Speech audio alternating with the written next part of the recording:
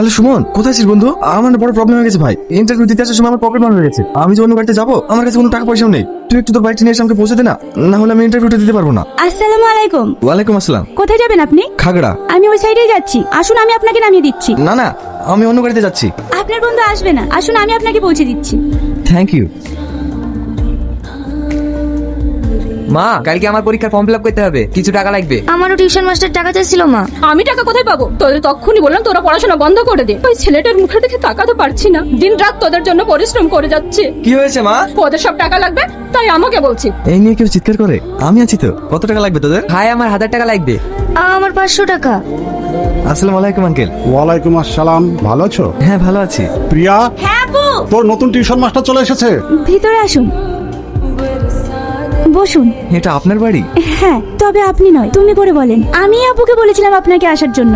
আপনি মাধ্যমিক উচ্চ মাধ্যমিক স্টার পেয়েছিলেন না? হ্যাঁ। বিএম ইউনিভার্সিটি টপার ছিলেন তো? হ্যাঁ, তুমি এত কিছু জানলে কি করে? আমি সব জানি। এমন একজন ভালো মাস্টারের কাছে টিউশন পড়ার সৌভাগ্য কজন স্টুডেন্টের হয় বলুন? তুমি কি বলছো? আমি তো কিছুই বুঝতে পারছি না। এবার বুঝিয়ে বলি, আমি আপনাকে অনেক পছন্দ করি, অনেক আগে থেকেই ফলো করি। সত্যি কথা বলতে, আমি আপনাকে ভালোবাসি। এ তুমি কি বলছো? আমি তোমাকে পড়াতে এসেছি। পড়াবেন পরে, আগে আমার কথার উত্তর দেন। আপনি আমার জন্য আপনার মনের মাঝে একটু জায়গা করে দেবেন? এটা সম্ভব নয়, কারণ তোমাকে দেবার মতো আমার কাছে কিছুই নেই। দুঃখ কষ্ট অভাব অনটন ছাড়া আমি তোমাকে কিছুই দিতে পারবো না। আপনি একবার আমাকে নিজের করে নেন, আমি সবকিছু হাসি মুখে বরণ করে নেব। এতটা ভালোবাসো আমায়? অনেক ভালোবাসি। আমাকে একটু সময় দাও, আমি ভেবে জানাবো। বই বার করো।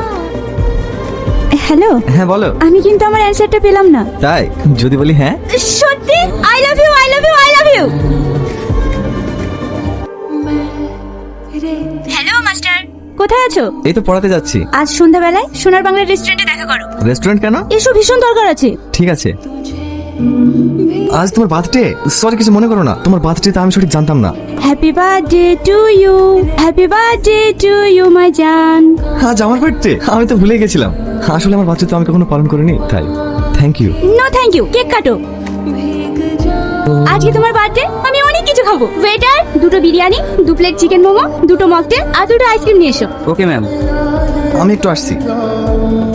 বলছি দাদা, এই মুহূর্তে আমার কাছে কোনো টাকা নেই। এই ঘড়িটার মোবাইলটা রেখে যাচ্ছি, আমি টাকা নিয়ে এসে এগুলো নিয়ে যাবো।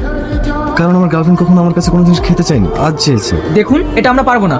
কি হয়েছে? তোমার কাছে টাকা নেই তো কি হয়েছে? আমার কাছে তো আছে। আজ এই খুশির দিনে আমি তোমাকে খাওয়াবো। না না, আমার কাছে আজ। আমি জানি তোমার কাছে নেই। সবসময় বয়ফ্রেন্ডরাই কেন গার্লফ্রেন্ডদের খাওয়াবে? গার্লফ্রেন্ডরা বুঝি বয়ফ্রেন্ডদের খাওয়াতে পারে না? এসো।